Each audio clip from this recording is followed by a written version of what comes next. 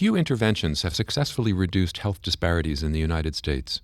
Poor and minority populations often live in socioeconomically disadvantaged neighborhoods, and those neighborhood factors may have a direct effect on health.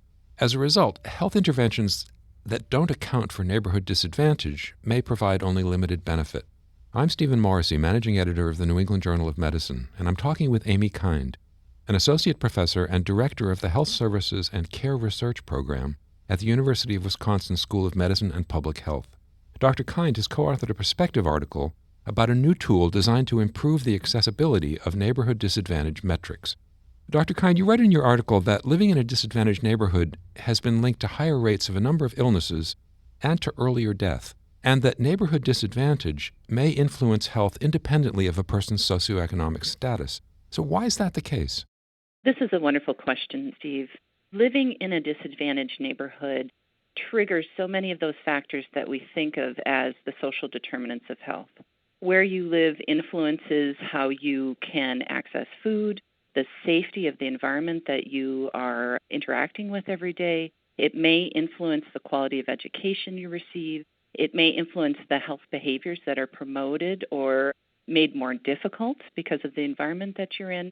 And perhaps most importantly, it likely directly ties to the stress levels that you experience on a day-to-day basis. There's increasing evidence that each of these social determinants of health ties in fundamental ways into the way our body responds and results in different types of diseases, worsening factors that may promote negative health outcomes like early death, increased use of hospitals and emergency rooms, and overall our quality of life. So there have been very, very good studies that have been published that suggest that being poor itself has an impact on one's health.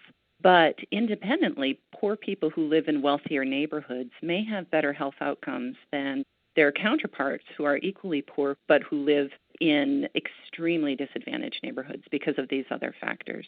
So neighborhood disadvantage is something that's increasingly of interest as health policymakers, clinicians, and researchers move forward and try to determine better ways or discover better ways to both treat health disparities, to intervene upon health disparities, and to create health policies that help improve these factors across the board. So neighborhood disadvantage has been used in the past in the design of policy and health interventions. What were the limitations of the methods that were used? Some of the other methods that have been used relied on other metrics that used older data that needed to be updated to newer data. Also, there has been quite a bit of excellent use of county-level data, which is quite helpful, but perhaps does not allow the level of precision for certain questions to move forward that we get when we look at a neighborhood-level metric. Additionally, many of the metrics and measures of neighborhood disadvantage or other geographic measures of disadvantage have lived in the world of geospatial analytics, which is a very technical world that cannot be accessed by the average everyday clinician or patients and sometimes their families or even some of our policymakers. So although many of these metrics have existed, there were many practical barriers that limited their accessibility towards real-world application on a broad scale. As you've said, they have been applied on smaller scales, particularly in certain urban areas or perhaps in certain states. But when we're talking about policies on a full U.S. basis or use by average everyday citizens, it hasn't perhaps been as accessible. So you and your colleagues have made data on the Area Deprivation Index available in a tool that you're calling the Neighborhood Atlas. Tell me what goals you had going into that project and what your process was in putting the atlas together. Yes, absolutely. Well, we've been working with geographic metrics of disadvantage for a number of years, showing that the neighborhood that you live in impacts your health in important ways. And we've been very interested in the policy ramifications of these data.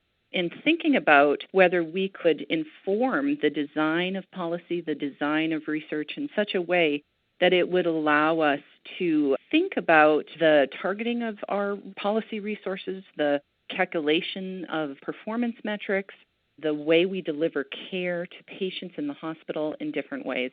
And it became pretty clear to us that accessibility was our big hurdle. The data that's available, as I had mentioned, had been in a limited domain. And there were two major areas that made it difficult for them to access. One is just the technical nature of the data and the large data size. In order to overcome that barrier, we worked with geography colleagues here at the University of Wisconsin to create an interface, as you said, called the Neighborhood Atlas. This is a completely free interface that allows users to visualize neighborhood disadvantage in a heat map format where the most disadvantaged neighborhoods are in red, the least disadvantaged are in blue, with a color scale in between. But it allows for real-time customized mapping at a local, city, state, or national level. It allows users to rank neighborhoods in their area of interest, and it allows them to enter individual addresses to look at the neighborhood disadvantage around a particular point of interest. This tool might particularly be important for clinicians who are caring for patients coming to them, and perhaps these patients are traveling from great distances, as they often do, to some of the hospitals that provide specialty services. And it will allow our clinical teams to think more broadly about those social determinants of health that these patients may be living in and interacting in and recovering in after the interventions that have been performed with them in the hospital. But the most important thing about this mapping interface is that an advanced degree is not required to use this information. Most of us use popular smartphone navigation apps in our daily lives, and this interface operates in much of the same way. So it's intuitive, and it's something that we hope will increase accessibility, increase use, and perhaps bring together new partners that don't necessarily always sit around the same tables. Our social service personnel, our community partners, our health policy partners, and perhaps our industry partners within a community towards a common shared goal of trying to improve the status of the neighborhoods that they interact with. Additionally, from a research standpoint, one of the other big barriers for the use of this information has been that you often require something called a geolinked sample, which is a hard thing to get. You typically need a full address to do these geolinking parameters. But in addition to this mapping, we spent quite a bit of time to create an extensive zip code linked crosswalk of over 69 million zip codes across the United States, these 9-digit zip codes. So for any researcher or clinical personnel that's interested in linking the full national data set to their data, they can do this. This creates new opportunities around the area of even the basic biosciences. When you think about cancer rates or fundamental biologies of Alzheimer's disease, one can take samples that are already created and perhaps use the zip code linked to those samples to add this lens of the social determinants of health to learn more about the basic sociobiological mechanisms of disease. Also, it links very easily to claims data, any existing claims data, Medicare data, Medicaid data, state health data, insurance data. Most of them do have these zip-based markers. They may not be geocoded, be it for privacy concerns, but they do have zip codes for most cases. And again, these data could be linked in to give an additional understanding of how social determinants of health are impacting the populations that these programs care for. So what's the uptake been? Do you see it increasing the motivation to intervene in areas such as housing quality, transportation, other issues that relate to neighborhood disadvantage? Has that begun to happen? Yes, that is definitely part of our vision, is to give a new tool to bring partners together to more effectively deliver care, design programs, and to create new therapies towards these populations. For instance, if you have a diabetes outreach program, and this program focuses on education to try to improve the outcomes of patients with diabetes, but the population you're caring for has substandard housing and does not have consistent refrigeration for their insulin, really all the education in the world may not be enough if one does not address those social determinants of health. And so giving this additional tool can allow users to have a more nuanced and hopefully effective approach towards addressing some of these fundamental factors of health disparities. One example of this has been we have worked, as we've been developing these data and developing these tools, we have worked closely with certain partners within the U.S. federal government, within certain state public health agencies, and with some academic partners to inform care delivery and some of the understanding for how health systems are performing. For instance, one of the national disparities reduction programs focused on diabetes is the Everyone with Diabetes Counts program through the Centers for Medicare and Medicaid Services. That program is currently using Atlas data, this neighborhood Atlas data, to inform their ground-level operations and strategies for more efficiently reaching disadvantaged populations. When you start thinking about outreach on a geographic basis instead of just on an individual basis, sometimes it may allow you to reach the populations in greatest need or give you new ways to think about reaching out to communities as a whole instead of just individuals.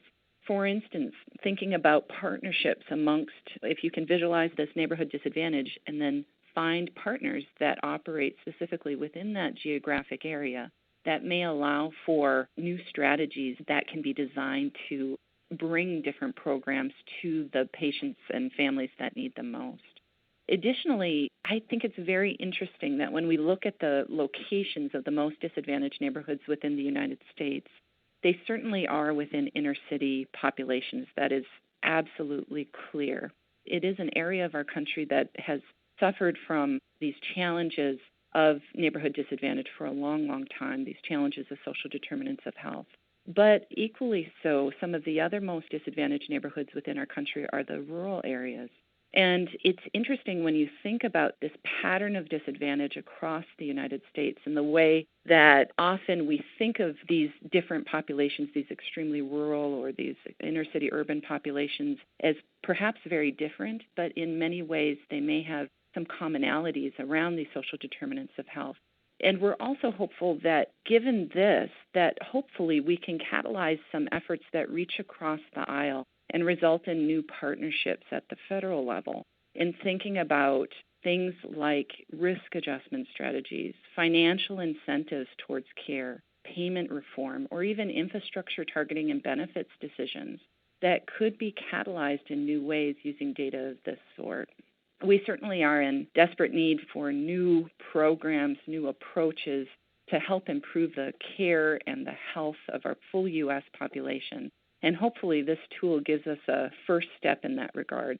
All of the data, all of the mapping, everything that's on the web that we make available through the Neighborhood Atlas is completely free. We would like people to use this. We would like them to incorporate it in their daily operations, and hopefully it will catalyze new efforts to improve the health of our society. So finally, as those efforts are being undertaken, how can individual physicians consider these factors related to neighborhood disadvantage in the course of their clinical care?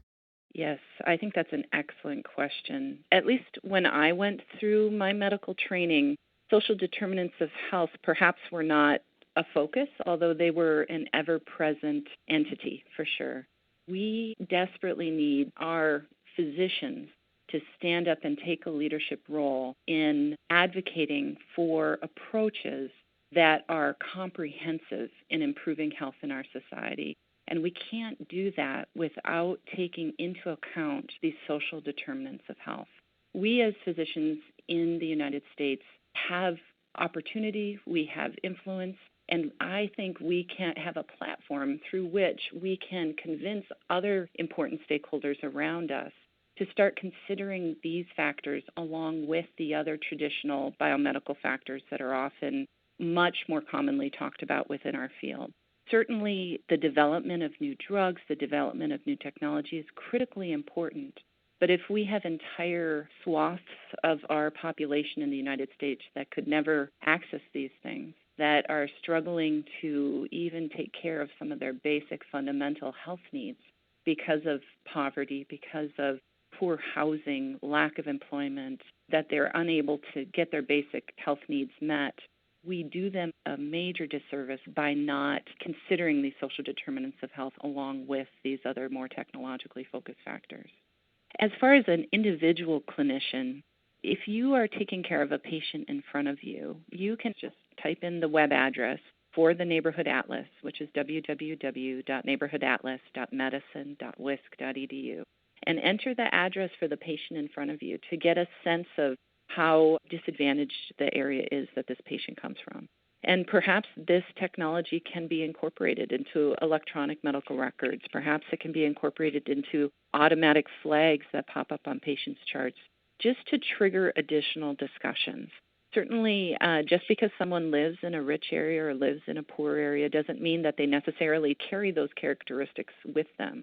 But hopefully it is something that can be a trigger for a discussion or a trigger for additional thought around the way we deliver healthcare, the types of medicines that are being prescribed, the types of surgical considerations pre and post-op that need to be put into place.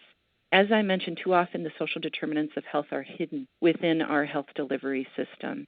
So hopefully this will increase awareness of the importance of these factors. Thank you, Dr. Kind.